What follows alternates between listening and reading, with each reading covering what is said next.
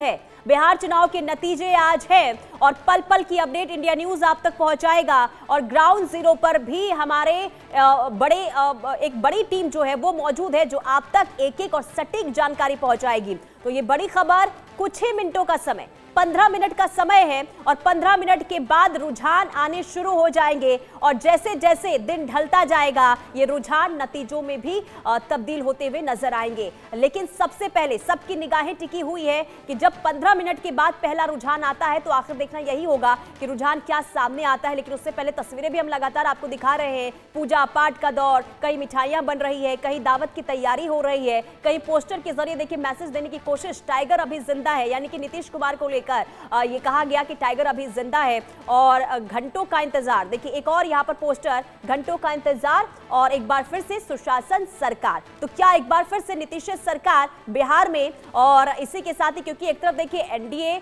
बिल्कुल तरीके से आश्वस्त और दूसरी तरफ अगर हम बात महागठबंधन की करते हैं तो तेजस्वी यादव का भी थोड़ी देर पहले स्टेटमेंट सामने आया था और ये कहा गया कि बड़े अंतर के साथ हम जीत हासिल करेंगे। लेकिन कहीं ना कहीं अभिषेक देखिए सवाल भी उठा दिए गए और ये कहा गया है कि हमें इस बात की आशंका है कि काउंटिंग में देरी हो सकती है। बिल्कुल पुनीता, बिल्कुल ठीक कहा। इससे पहले भी तेजस्वी यादव ने जो है प्रेस कॉन्फ्रेंस की थी। प्रेस कॉन्फ्रेंस में भी उन्होंने इस बात का जिक्र किया था कि हमारी सरकार बनने जा रही है, अगर धांधली ना हो तो।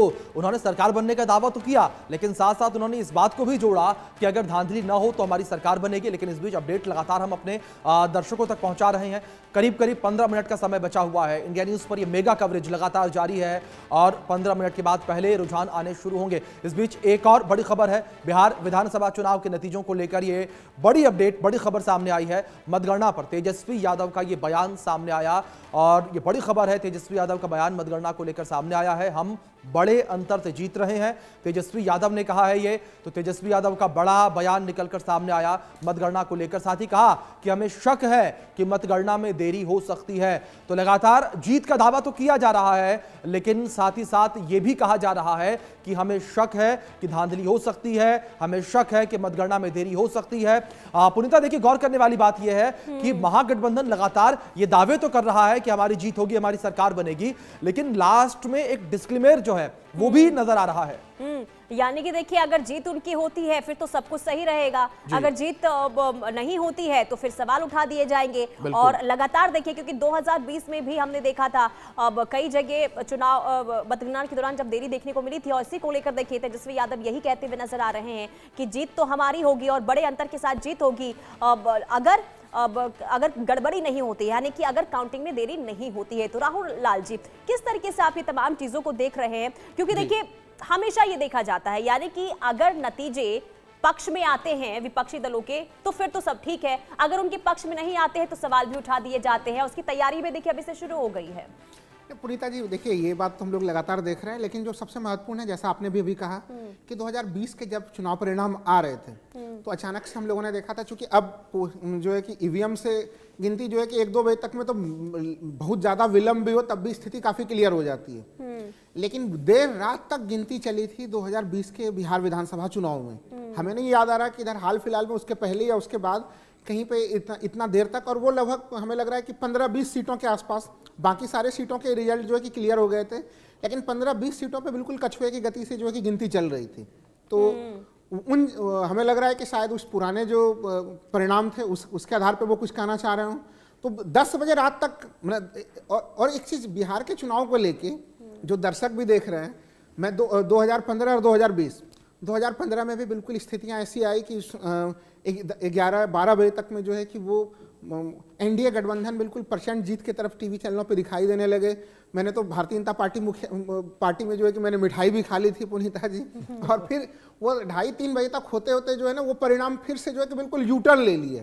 तो बिहार के परिणाम जो है वही स्थिति 2020 में देखी। 2020 में पहले ये देखी कि महागठबंधन जो है बिल्कुल सरकार बना रही है, अब फिर देर होते सरकार जो है एनडीए की बनी। राहुल लाल जी, मैं इस बीच एक चीज और ऐड करूंगा। इस बार जो मत प्रतिशत है वो भी बड़ा खेल कर रहा है।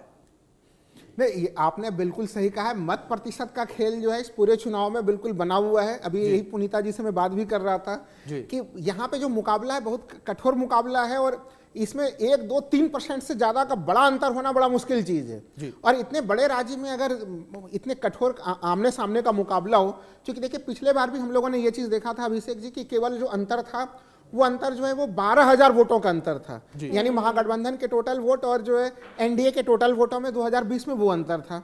और ये चुनाव भी बिल्कुल उसी तरह से कठोर मुकाबले की स्थिति में, तो इसमें वोट प्रतिशत का मामला बेहद महत्वपूर्ण है। और देखिए सब लोग जोड़ते चले जा रहे हैं कि भाई बिहार में महागठबंधन के वोट प्रतिशत कितने होंगे, कितने जो है कि वो एनडीए के खेमे में हो सकते हैं। मोटे तौर पे अगर आप जोड़िए तो देखिए 40-40 के आसपास पिछले बार हम लोगों ने देखा था कि वो 38, तो वो चूंकि वोटिंग प्रतिशत बढ़ा है, वहाँ पे वोट भी बढ़ा है, तो हमें लग रहा है कि 40-40 के आसपास के प्लेटफॉर्म पे वहां से कंपटीशन शुरू होगा कि कोई 38 पे होगा, कोई 42 पे होगा, कोई 40 पे होगा, कोई 41 पे होगा। ये एक बड़ी कांटे की मुकाबले की स्थिति लेकिन होगी। राहुल लाल जी, जो ये वोट टर्नआउट निकलकर सामने आया है, क्या इससे आकलन लगा सकते हैं? क्योंकि देखिए हमने अगर हम बिहार के इतिहास को उठा के देखें तो कई दफा ऐसे देखने को मिला है कि अगर 60 से ज्यादा मत प्रतिशत तो पहले हुआ नहीं, लेकिन 50 से ज्यादा अगर मत प्रतिशत आता है तो कई बार सरकार बदली है, कई बार सेम सरकार रिपीट हुई है। लेकिन इस बार क्या आकलन किया जा सकता है? नहीं, देखिए अगर हम लोग देखें तो एक दो बार बीच में ऐसी स्थिति भी बनी है कि 60% से एक ऊपर वोटिंग हुआ है, और वो उसमें आरजेडी की सरकार बनी रही है 90 के दशक में या 2000 में। लेकिन ये मामला थोड़ा अलग है। यहाँ पे वोट राहुल लाल जी, मैं रुक करूंगा आपका, इस पर जवाब लेंगे आपसे, लेकिन इस बीच पप्पू यादव कुछ कह रहे हैं, सुन लेते एक बार उन्हें। बीजेपी बगैर चोरी किए, बगैर धन कुबेर के, बगैर झूठ बोले सरकार कभी नहीं बना सकती। बीजेपी ने तो प्रयास किया ही कि नीतीश की सरकार ना हो, बीजेपी की सरकार हो, तो बीजेपी तो देखिएगा कहाँ जाएंगे। और अगले बार तो महागठबंधन की सरकार ने सभी एग्जिट पोल बनाया था, 9 सीट से हमको हरा दिया गया। हरियाणा में क्या हुआ था? आप लोग तो इस बार 300 पार सभी चैनल से लेकर के सभी ने कर दिया था देश में। बीजेपी कहती थी 400 पार, टीवी बोल रहा था कि 300 पार। क्या हुआ भैया? क्या हुआ आज तक? चाणक्य का एक बार के बाद क्या हुआ भैया? ये माध्यम है चोरी करने का, आप ये समझो। एग्जिट पोल के बहाने आप चोरी करते हो। अब महिलाओं के बहाने चोरी करोगे, बोलोगे हमने 40,000 को दे दिया है और महिलाएं हमको वोट दे रही है। आप चोरी करोगे और कहोगे महिलाएं हमको वोट दे रही है, हमको वोट दे दी, 4 लाख महिला ज्यादा वोट दिया है। तो भैया 4 लाख महिला आपके खिलाफ भी तो थी। ममता, आशा, जीविका दीदी आपके खिलाफ थी। आपने आंगनबाड़ी को क्या किया? 300 रुपया बढ़ाया। आपने क्या किया? आपके खिलाफ तो थी। राम जाति की महिलाएं को आप देख लो, आप उठा करके देखो। अच्छा, जाति सच को कहां ले जाओगे आप मुस्लिम महिला को देखो, यादव के महिलाओं को देखो, शर्मा, ततमा, गोरी, निषाद, मला की महिलाओं को देखो। इस बार तो गोरी, निषाद, मला, ततमा, शर्मा, पान सभी समाज के लोग इंडिया गठबंधन के पक्ष में, चाहे वो 40% हो, 30% हो, चाहे कोई 50 है, कोई 80 भी है। राम समाज से तो 80-90 है। तो आप किस आधार पर कह रहे हो वो तो मुझे तो नहीं पता। और उसके बाद जीएनजी यूथ में 79-80 के लगभग परसेंटेज जो यूथ है वो बदलाव चाहते। तो पप्पू यादव ये कहते हुए कि हमें एग्जिट पोल पर भरोसा नहीं है। हरियाणा में हमने देखा, झारखंड में हमने देखा क्या हुआ था, और साथ ही साथ ये भी कहते हुए कि जमीनी स्तर पर हम थे, हमें पता था कि आखिर क्या हुआ। लेकिन चलिए बड़ी खबर का रुख कर लेते हैं। बड़ी खबर सामने आ रही है। 5 मिनट के बाद पहला रुझान आएगा इंडिया न्यूज पर। सबसे तेज नतीजे कवरेज के लिए इंडिया न्यूज की सबसे बड़ी टीम मौजूद है। बिहार चुनाव के नतीजे आज है और एक बड़ी टीम इंडिया न्यूज की जो ग्राउंड जीरो पर मौजूद, जो आप तक एक एक जानकारी पहुंचाएगी, एक एक सटीक जानकारी। और पहला रुझान क्या होगा ये भी आपको इंडिया न्यूज पर ही देखने को मिलेगा। 5 मिनट के बाद वोटों की गिनती शुरू हो जाएगी और पहला रुझान इंडिया न्यूज पर देखिए। और 8:30 बजे ईवीएम की गिनती शुरू हो जाएगी और धीरे धीरे देखिए जो रुझान है वो सामने आएंगे, नतीजे भी सामने आ जाएंगे। लेकिन सिर्फ 5 मिनट का समय अब रह गया है जब वोटों की गिनती यानी कि बैलेट पेपर, सबसे पहले देखिए जो काउंटिंग है वो बैलेट पेपर की होगी। और आधे घंटे के बाद यानी कि 8:30 बजे ईवीएम का पिटारा भी खुलेगा। लेकिन सबसे पहले नजर डाले थे 2020 के नतीजों पर। यानी कि देखिए बीजेपी की खातिर